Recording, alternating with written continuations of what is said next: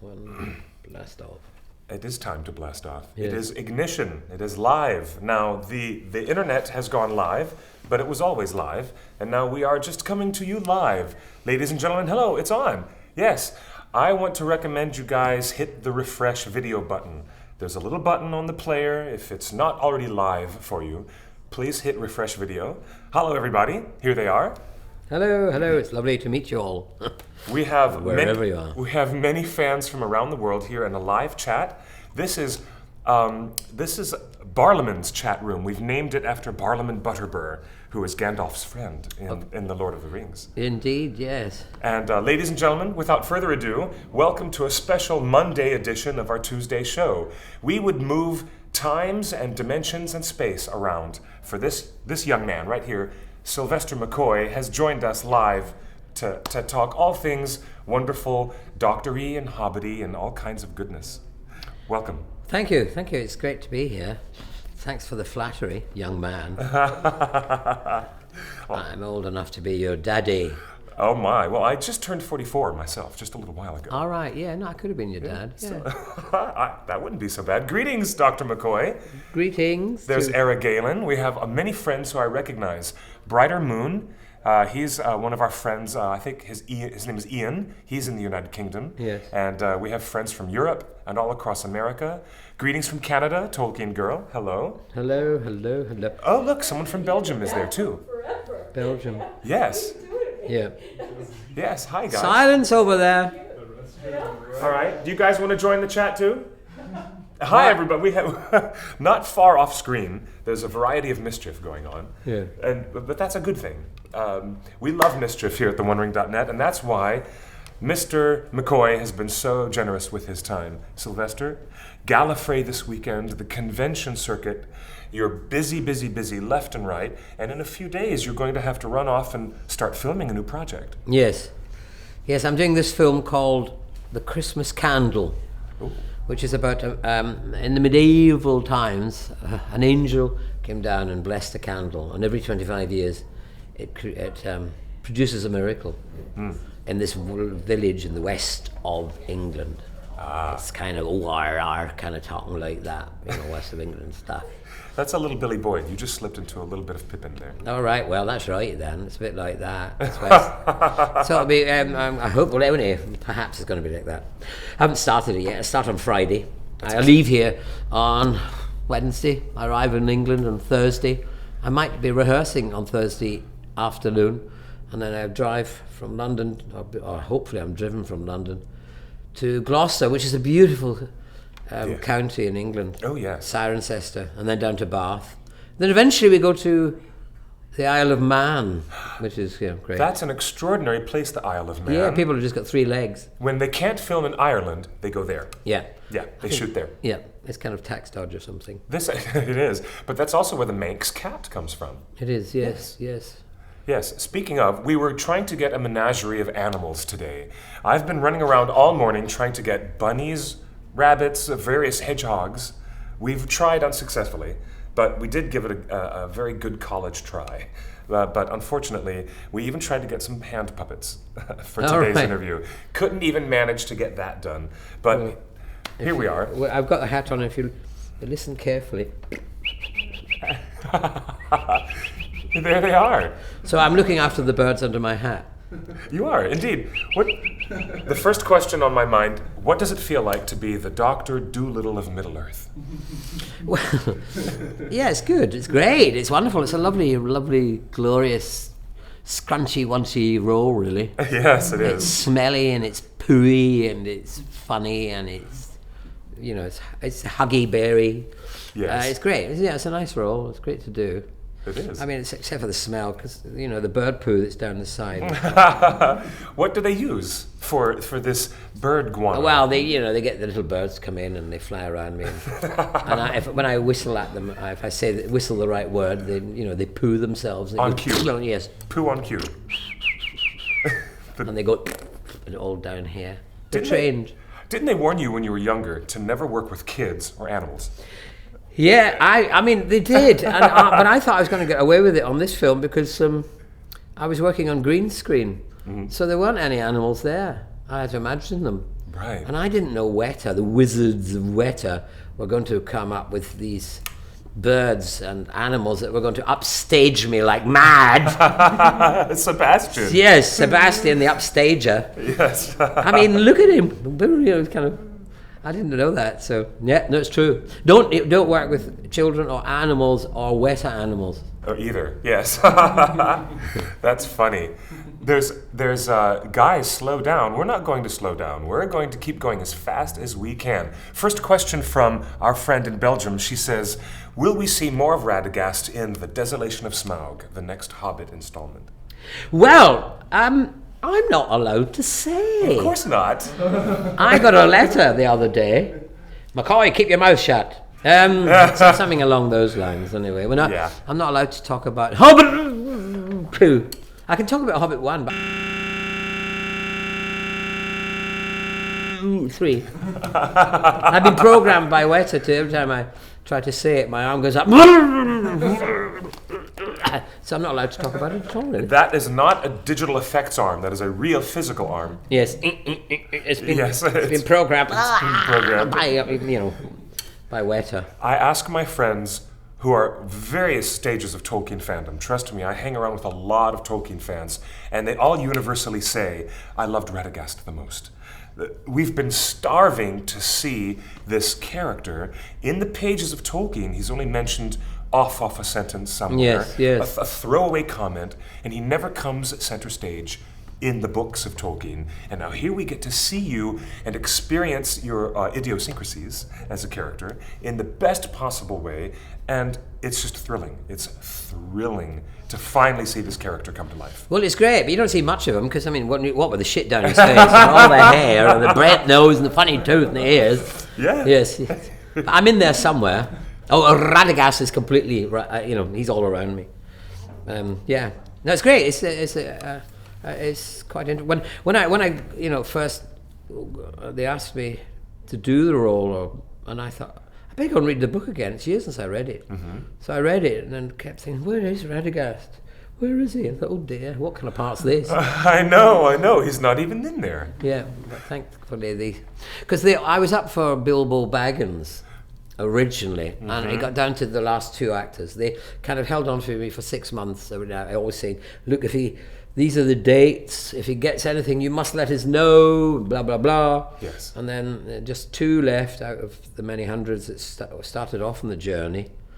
And, of course, Ian Holm got it. I didn't know Ian Holm was the other person. I knew, if I'd have known, I wouldn't get it, because Ian Holm is a brilliant, wonderful actor. But I was delighted to be at least in his company. Well, but that was the beginning of the journey towards Radagast. Yes. Now, Mr. Jackson has had a certain love affair with the 7th Doctor for quite a while, from what the fans have been telling us. And you told a very funny story this weekend at Gallifrey about the 7th Doctor's costume that Peter has. Yes, no, he's got this. He has got my Doctor Who costume. He's also got my, Radagast the Brown costume. Mm-hmm. So I'm hanging on to my street clothes like mad. He's not getting them. I've got to be able to something to walk about in. He wants to collect all your clothes. He is a great collector of things. I mean, he's got yes. warehouses of it. He has this ambition, and I hope he achieves it quite soon, which is to open a museum of influence. Really? Richard and he, would the influence that's on them and how their journey, started, what inspired it, all those things. It'd be a fascinating journey to go through. Richard Taylor, I love that man. He's very, very good fellow to us, to the fans. Yeah. He's been so generous. But he started out with his own fascination with puppets. Yeah. Which I do too. No, I mean, what was also fascinating about him is that he grew up on a farm, and there weren't any art schools or anywhere around where he could learn how to make things, and he used to just make it with mud. Really? And then he progressed onto margarine.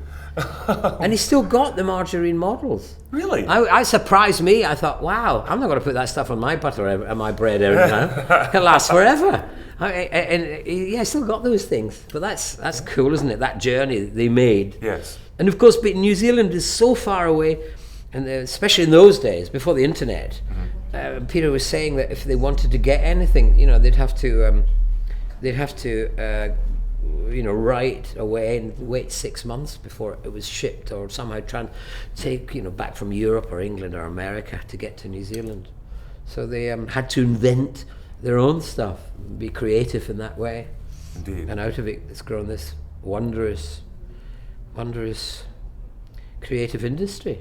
Their own unique industry, a whole cottage industry of filmmaking and imagination down there. Indeed. Greatly admire what they've created. Moving on to Mr., or I should say Sir, Ian McKellen.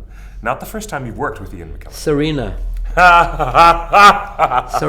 McKellen. Serena McKellen.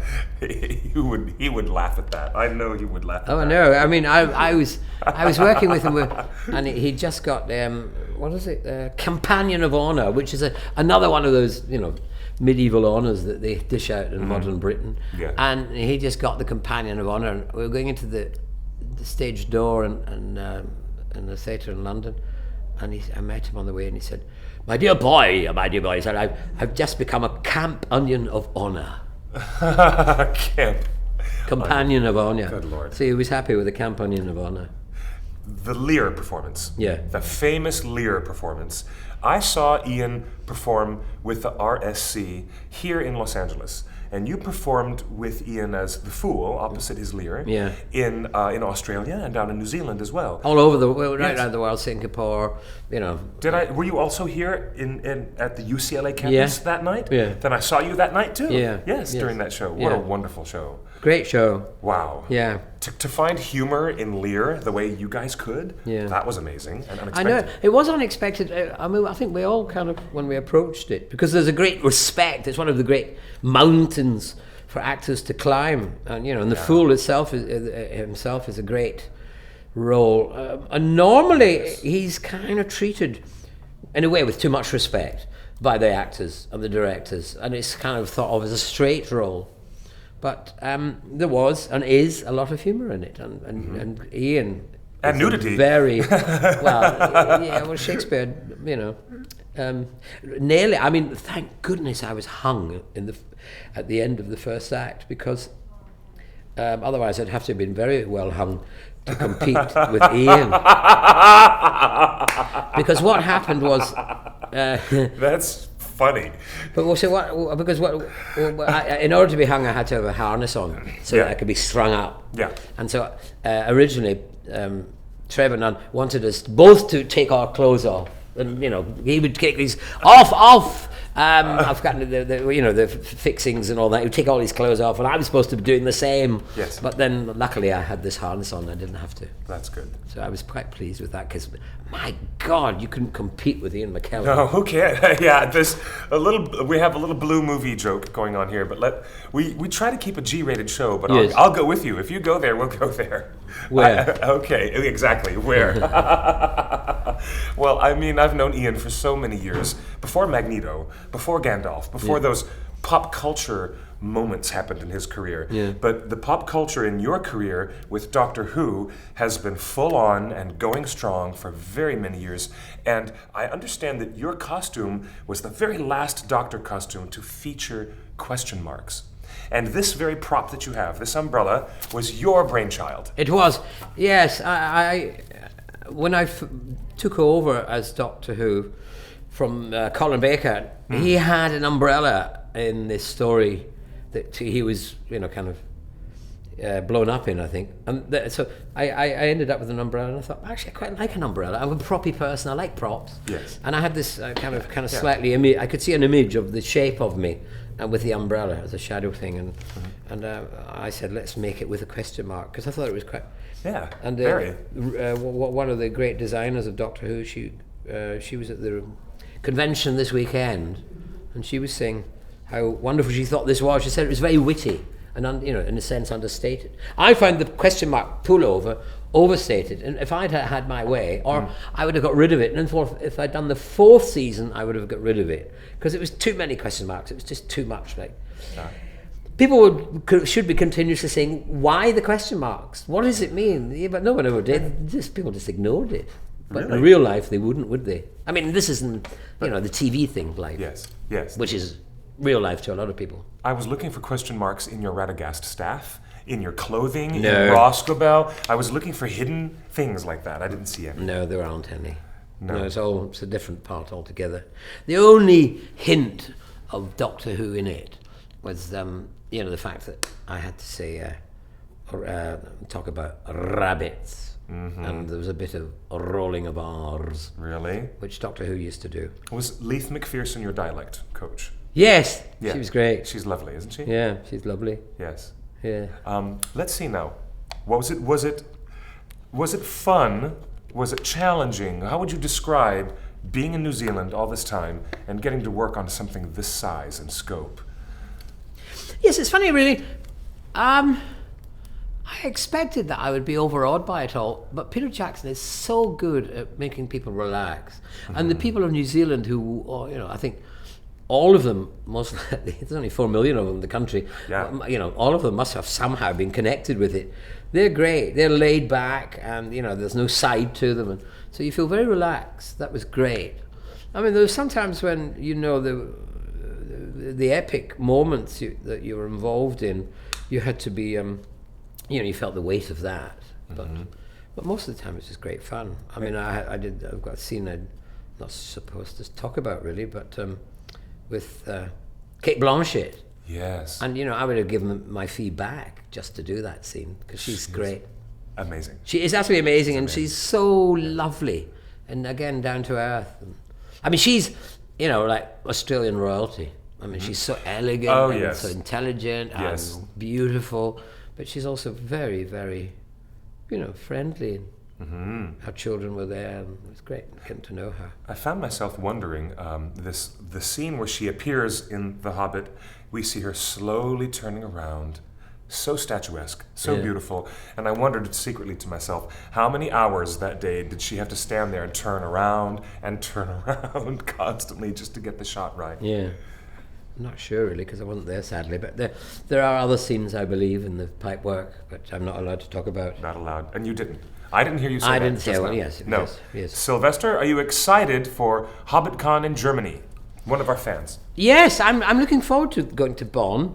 I mean, I went to Germany in 1970 and we toured all over in a thing called the Ken Campbell Roadshow, in a show called An Evening with Sylvester McCoy, the Human Bomb. And I used to explode bombs in my chest. It's not a good idea to do that now. And ferrets in your pants. Yeah, that's nails the up my truth nose. to that. Really? Yeah. I did all these kind of stunts, and we took them to Germany, and we were quite a hit there. They called us the Beatles of the theatre when we went to Germany. Cool. And so I enjoyed working there a lot, and I've been back a few times. I was in the opera Benjamin Britten's Midsummer Night's Dream playing Puck, and we played Germany as well. Oh, the best role. The best role. Beautiful role. The best play. Yeah, it was a great opera. Beautiful opera. The music, Benjamin Britten's music is just stunning. So I had the privilege of going to Germany to do that. So this will be good, yeah. Bonn, I'm looking forward to it. Bring it on, Bonn. They know how to party in Germany, that's for sure. Yeah. Yes. Aye. Indeed they do. Era Galen is asking, would you play the spoons for us? Now, give the man a break. He's having a day off. And today, he everyone always asks, is that the most endless question? What? Would you play the spoons first? I mean, is that the most constant question that people do throw? Yes, but yes, it happens quite a lot, really. Yes. So, well, I don't know. Will I play the spoons? Should I play the spoons? Is it too early to play the spoons? It's never too early, may I? Yes. Oh, wow. Because someone went across to the local Thai restaurant, and when they went watching, they somehow got hold of these. We had to rent those at $20 an hour. Really? For each spoon. Oh yes. my! I better play them fast to get the money back. So I'll just I better just tune up. See, that's it. They're quite in tune, really. So. Oh, look.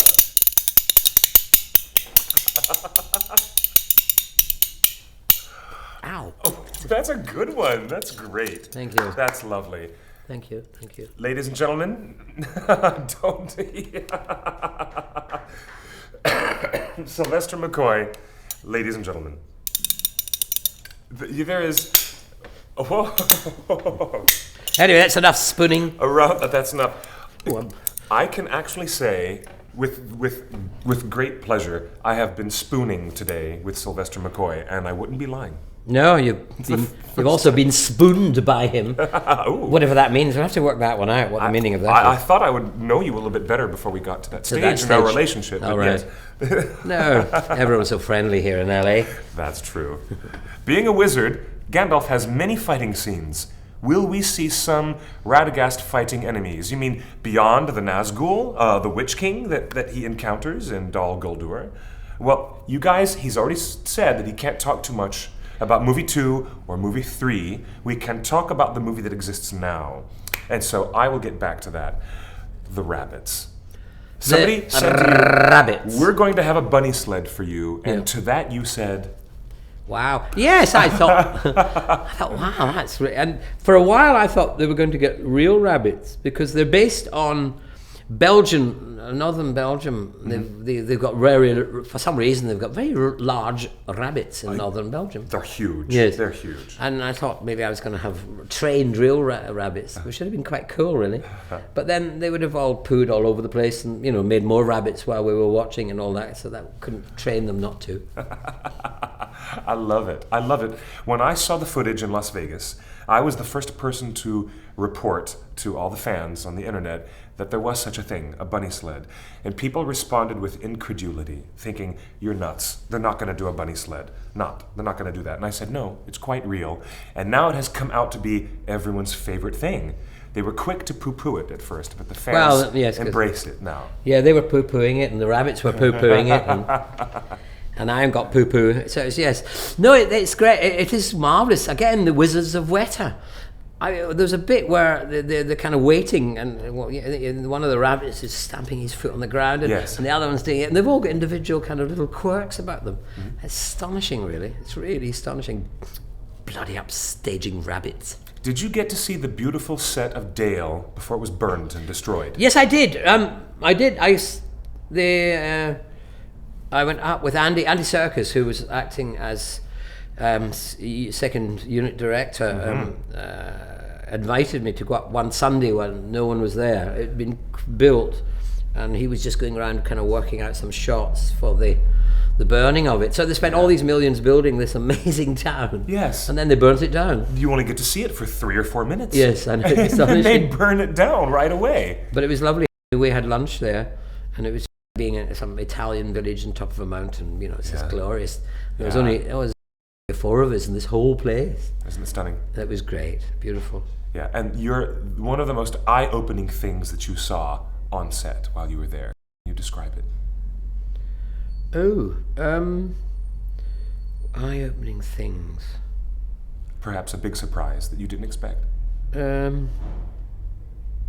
can't really think of anything, actually. I've gone blank. I think it might be jet lag and convention lag. Yeah. I can't really think of anything. It might come to me something. But I'm sure there must have been. There were things, all sorts of things where you're kind of jaw-dropping. Oh my God, how did they do that? How did they create that?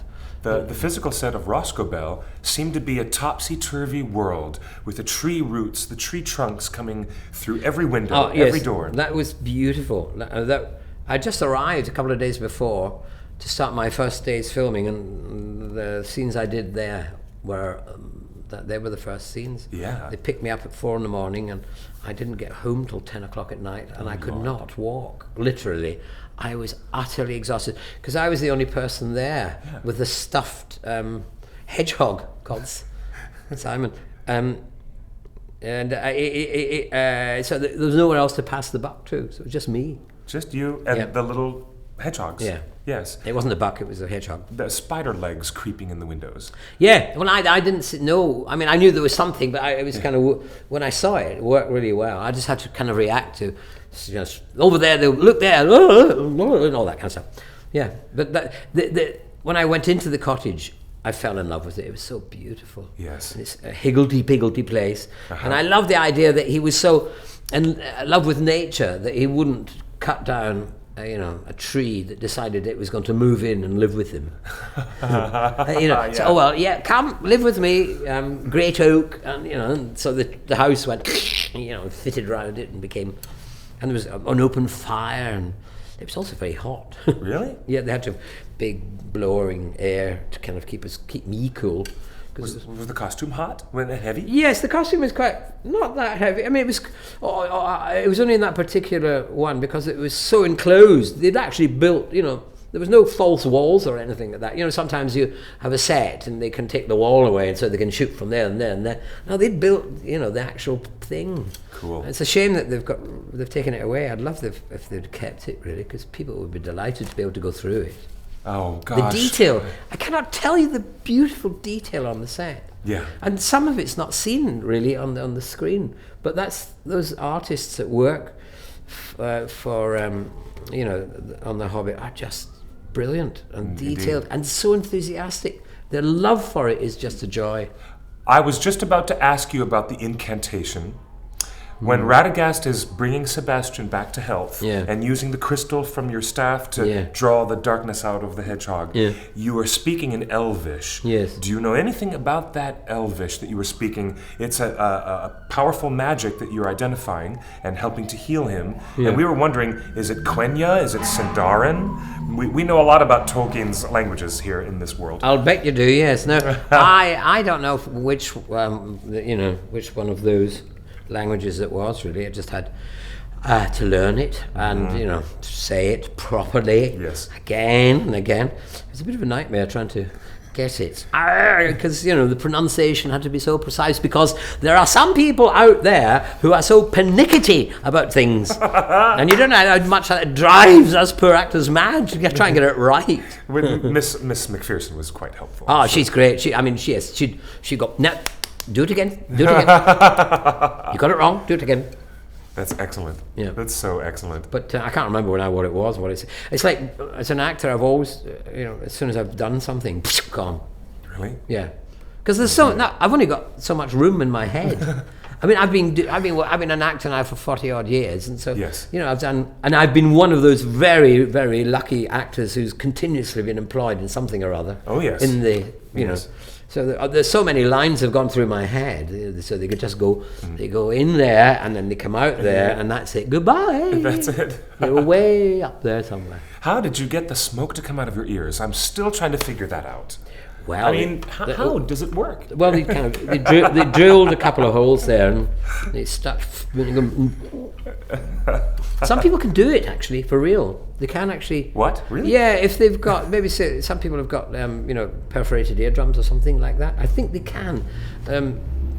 They can actually possibly do it. I've heard of it but never seen it. That's funny. I've never heard that. Greetings from Italy. Hello there. We have people from Belgium, Italy, Brazil, all across America. Oh look, someone has provided a translation of the Quenya.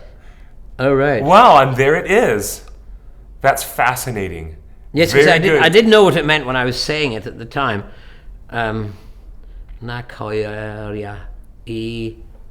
What's that? Leria laman nai quintalo. Free the animal from the curse. Yes. Si ahlare o maquatar. Quatar. I remember o maquatar. Now hear words of my voice. Be its life renewed. No coliera en vignanta. No coliera en vignanta. No coliera en vignanta. That's amazing. I'm quite surprised that somebody has taken the time to actually figure out that that's what the Quenya was. Oh, good. Look, there's Costa Rica. Hello, Gothmog from Costa Rica. Yeah. Canada. Hello. Translation by David Sallow. Oh, thank you, David, for the translation. That's excellent. They hired him to do Elvish translations and a lot of other languages for the first film trilogy. Oh, really? As well, yes. Oh, great. And now, my next question to you, Mr. McCoy. Mm-hmm. Have you ever met Sir Christopher Lee, one of my favorite actors? Have you ever had the chance to meet him? No. Oh. That's really sad. I didn't meet him because, he's getting on a bit, and to travel out to New Zealand from London would be too much for him. So they again, the magic of film, they went and filmed him in London. And you know that scene where they're all together sitting around the table? Yes. Well, he's not there. He's in London. Yes. And I knew this, but how did it? That's amazing. It was so real and so clever because. You see Galadriel right behind him? Yes, and she walks right behind him. And I know that they did a clever cut, and then got and they obviously got his double from the back, but the way they did it, but it was just so wonderful. But I can't talk about the next film. No, you can't. So we can't. So sorry. Can't talk about the next film. Sorry. I want to. I'm so excited. I want to tell you all about it, but I can't. We are so excited. Words can't even the word "we are so excited" that doesn't even come close to describing. The dragon is coming. The big battle scenes at the end are coming in the third film. We have so much to look forward to. Do you think it was a good idea to split the film from 2 into 3 parts? Yes, my agent thinks it's a good idea. My bank manager thinks it's a good idea.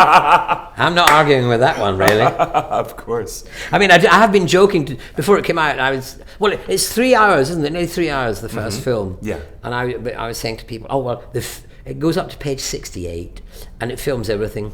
Question marks, inverted commas, page turning. It's got the whole lot in it. The whole thing.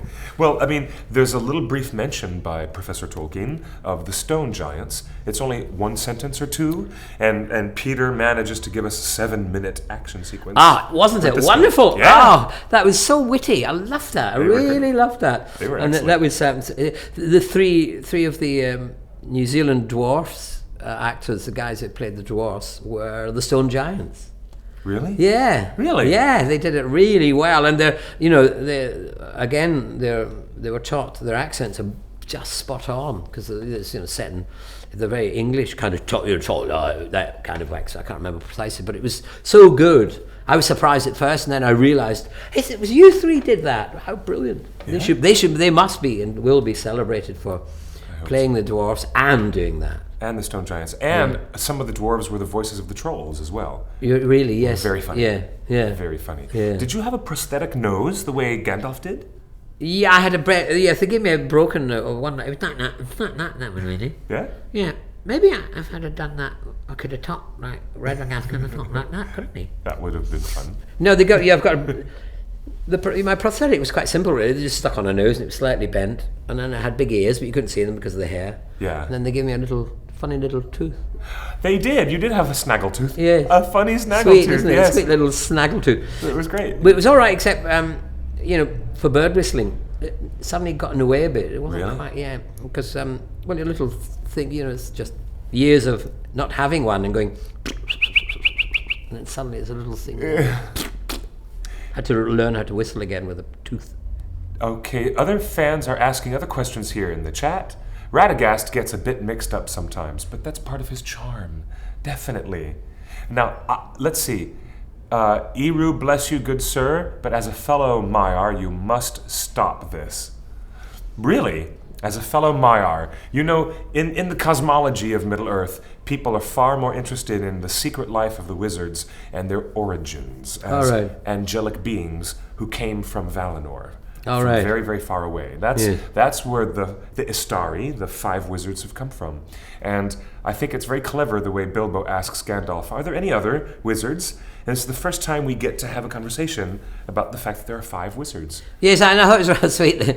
Gandalf can't remember 2 of their names. Yeah, because Peter Jackson didn't have the rights to use those names. Is that the why? That's why. That's why Gandalf couldn't remember. That's great. Yes. Radagast, you are one of the Maiar spirits. Yes, I believe I am, yes. Indeed. Yes. The 2 blue ones who just drop off the face of the planet and we never hear from them again. Yeah. How long did it take to sit in the makeup chair and have your prosthetics and makeup put on? Oh, a few hours, a couple of hours really, I think. That's not as bad as others have. No, the others, the actors who played the dwarves had, amazing. Yeah. I mean, I knew some of those actors, from Britain before, and I came in later, they'd been out there for a while, and I was having lunch, and I was sitting next to this dwarf, and I didn't realise it was an old mate of mine called Ken Stott.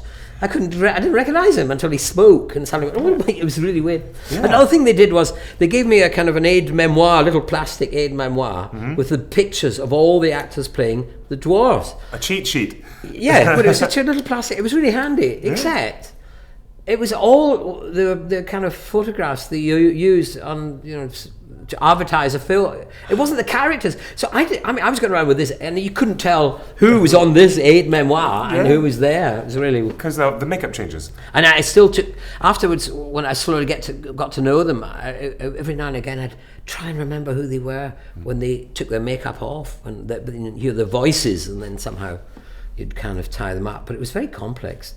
Yes. thing. At any point, did you get to visit the farm, the sheep farm, where they have the Hobbiton set and the outdoor Hobbit No, halls? I didn't get there. No, I was... Even on an off day, just to go and No, visit? because I was flying in and out because they filmed that bit the week before I came in, and I flew in to a place called Puyo Puyo, which is a little town called Puyo Puyo. And I think it's called Puyo Puyo because it's so small. If you drive fast, it goes Puyo Puyo as you go past it. But what happened there was I was doing a convention in Auckland, and the whole thing kind of fitted in with my call. They were going to send a car for me on the the Monday night after the convention finished and drove me down to Puyo Puyo, which is kind of halfway down the North Island. But then they changed their minds because of the weather. It was good weather. I can't remember which one it was, but it was a weather that changed everything. So I was on the stage trying not to talk about the Hobbit to the conventioners when my phone rang. And so I answered the phone, and I went, "Oh my goodness, it's the Hobbit! The Hobbit are on the phone!" And of course, everyone got very excited, and I said, "Oh yes, yes," and they wanted to come and pick me up a day earlier.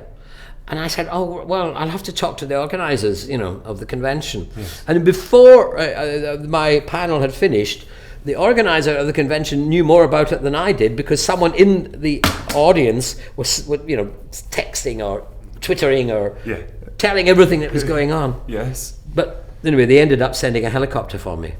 And so I got to fly from Auckland all that way down from almost, the half of the island. Wow. In the morning at 7 o'clock in the morning. It was stunning. I mean, that was really magical. Wow. And you could see Middle Earth as it really, with this, that's fantastic. the mist coming out off the rivers and, Yes. and the lakes. And Oh, wow. then the other kind of softer mist coming out through the woods, with the, from the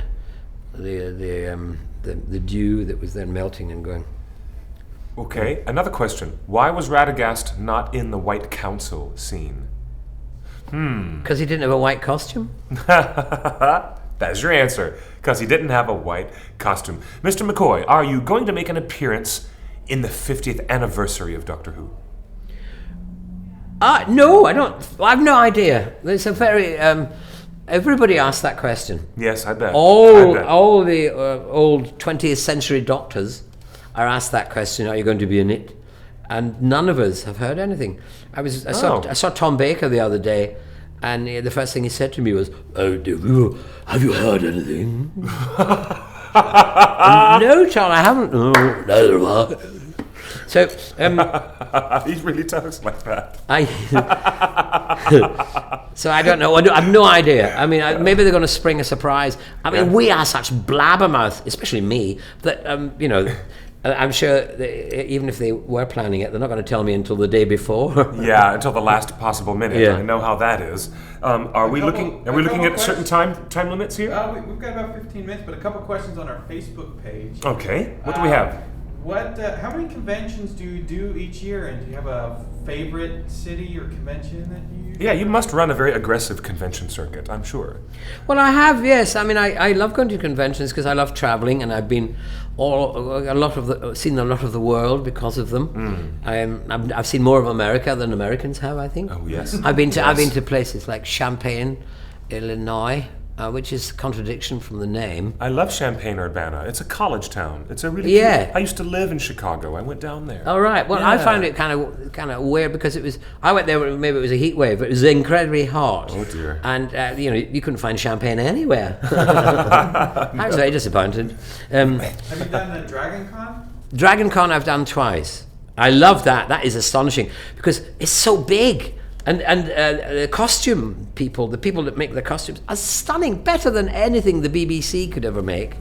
And then they take over the whole city for the Sunday march or Saturday. And Batman's driving around with Robin in his car, and Spider-Man's climbing up the side of tall buildings, and there's brass bands played by the soldiers from Star Wars, the ones that were dressed in white. Yeah, what are they called? Stormtroopers. Yeah, the Stormtroopers got their own band. Yes. Which is weird. I love that. It's funny. And it's just a joy to go to that. I love it. Cosplay. Have you found a different, an increased fan base on your film stuff? Like The Hobbit is a film, but Doctor Who was a TV series. Is there a difference in the popularity of being a TV star versus a movie star?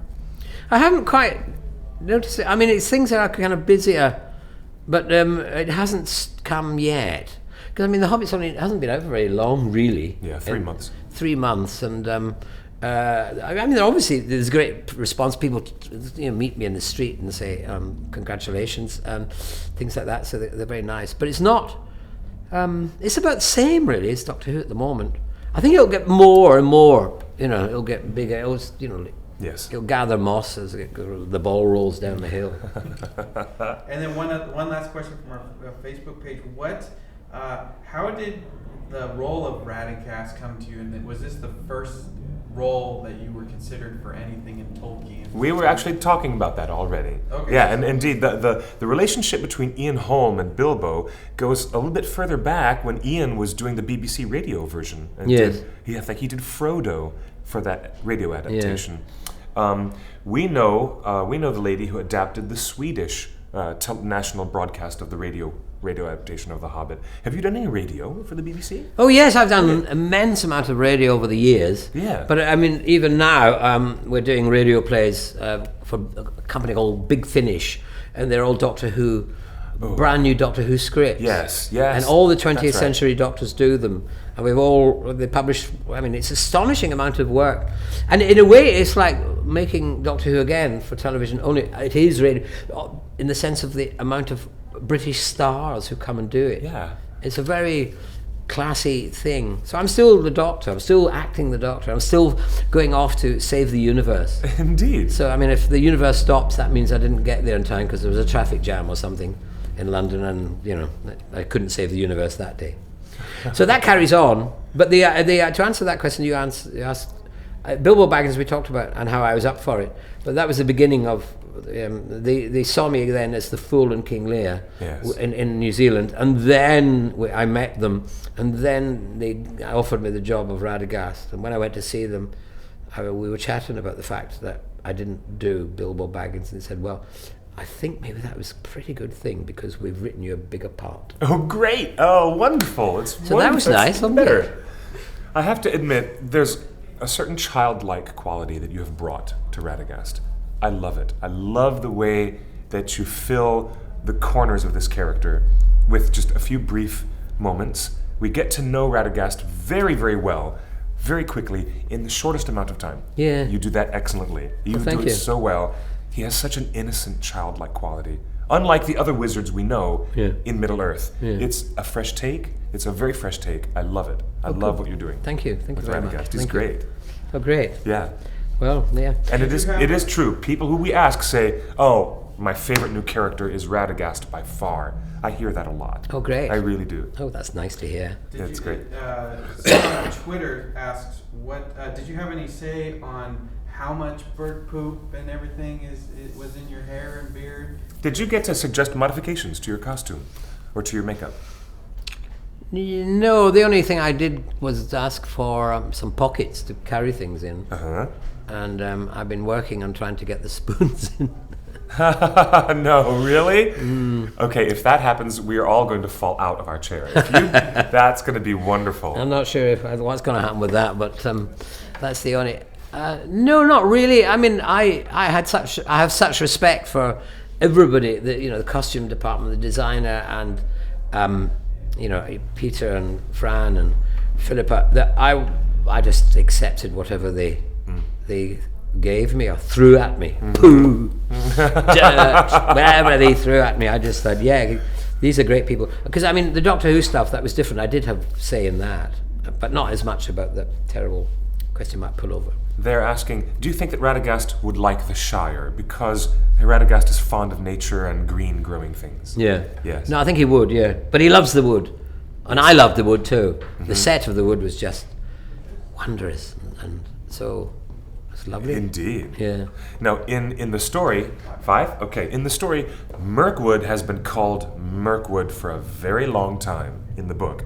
Your character is introducing a new concept, which is a bit of a departure, because you're trying to explain to Gandalf there's some kind of dark evil that is corrupting things and ruining everything. Yeah. And what was Greenwood the Great, now the woodsmen are starting to call it a different name. Yeah.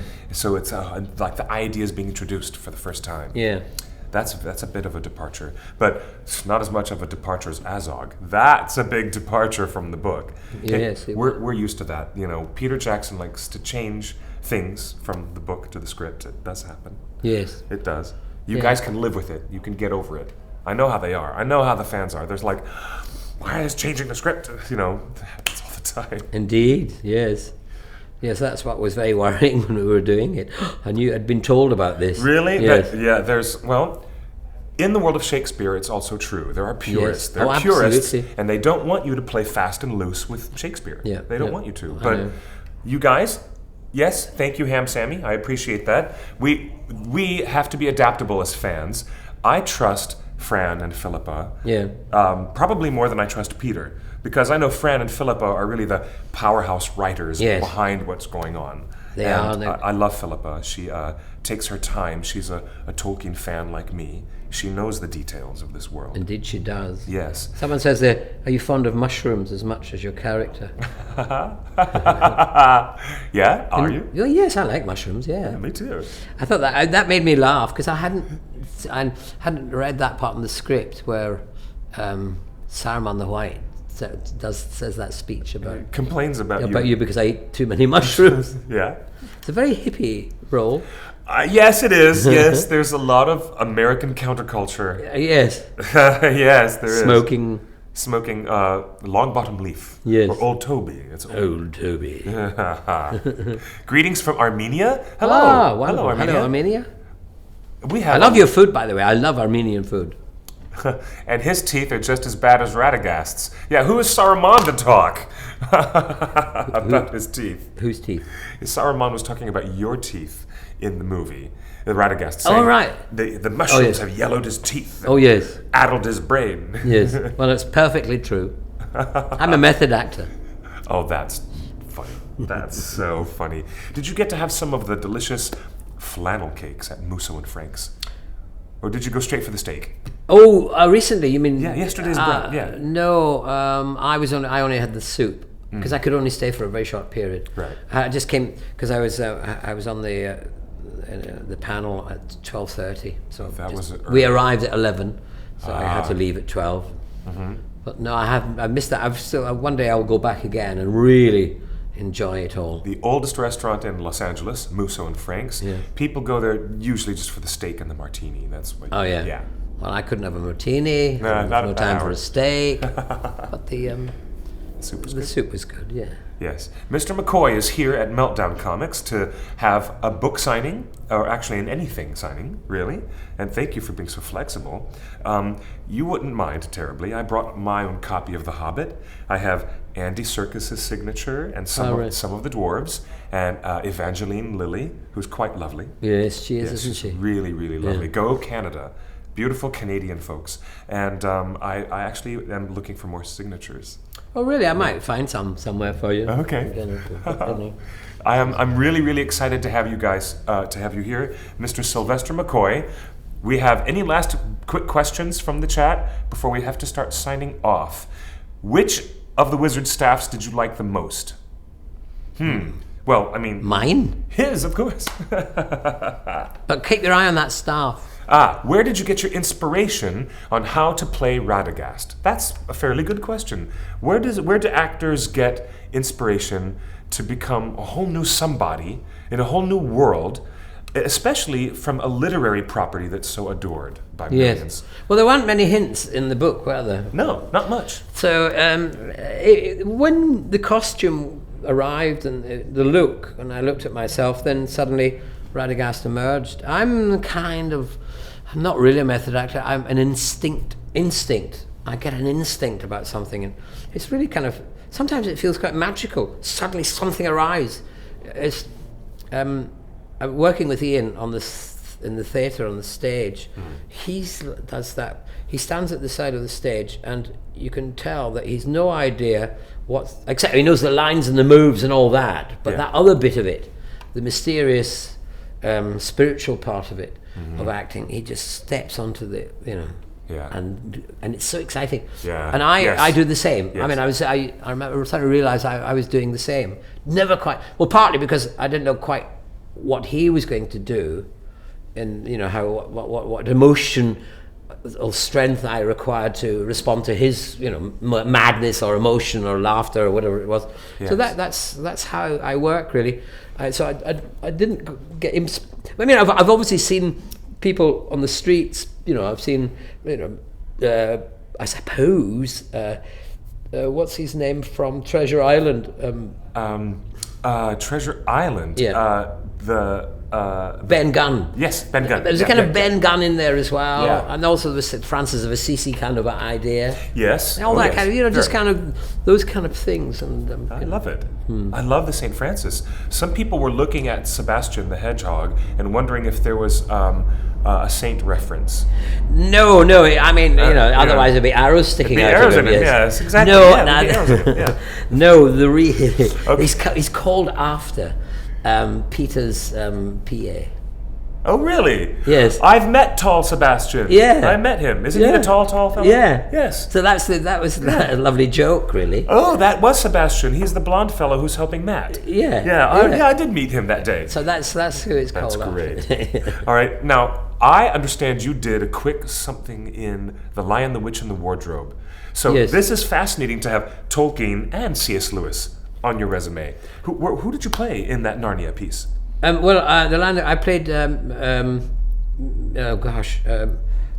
Mr. Beaver. Oh, great.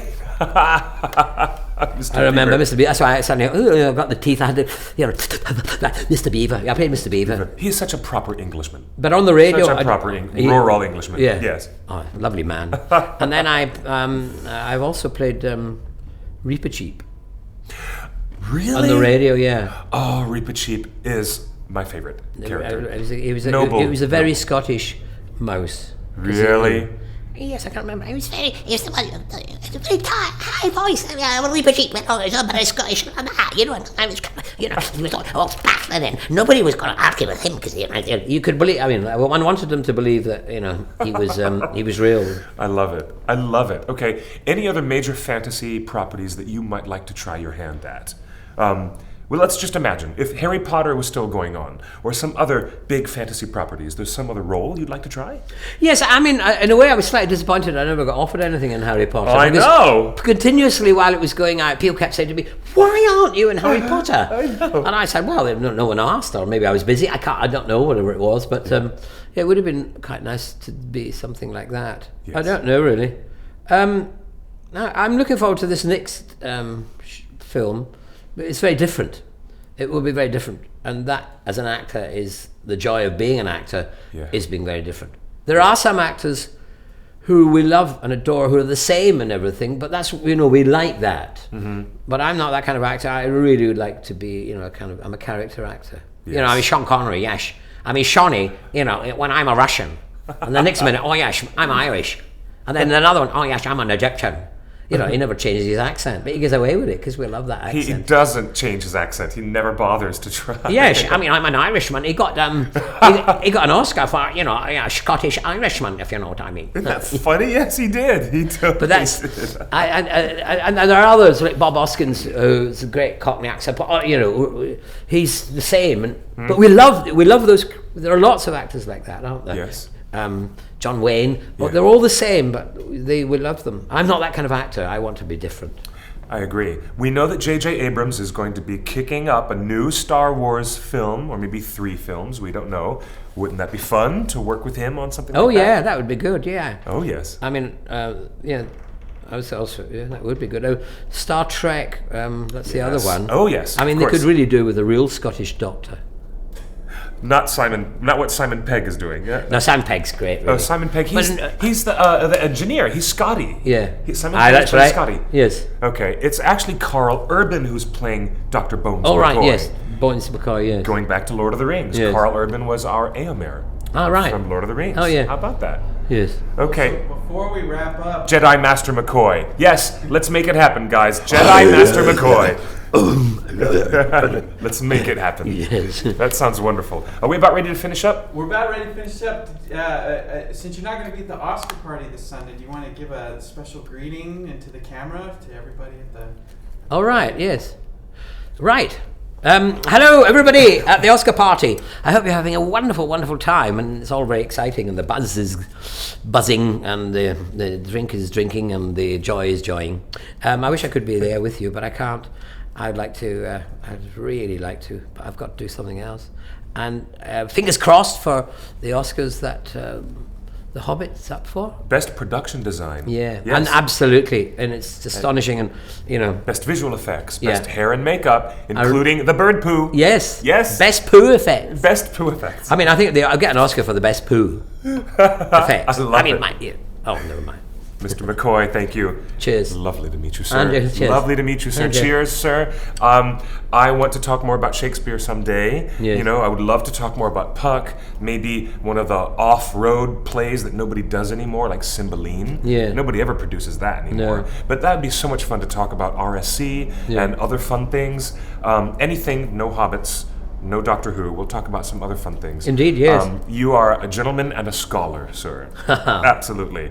Thank you very much. Thank you. Yes, cheers to you, sir. And now, ladies and gentlemen, we have to say, okay, they're asking, please, for the Roscoe Bell Rabbits line, for the last time. Okay, guys, they're asking, could you please say, these are Roscoe Bell Rabbits. I'd like to see them try.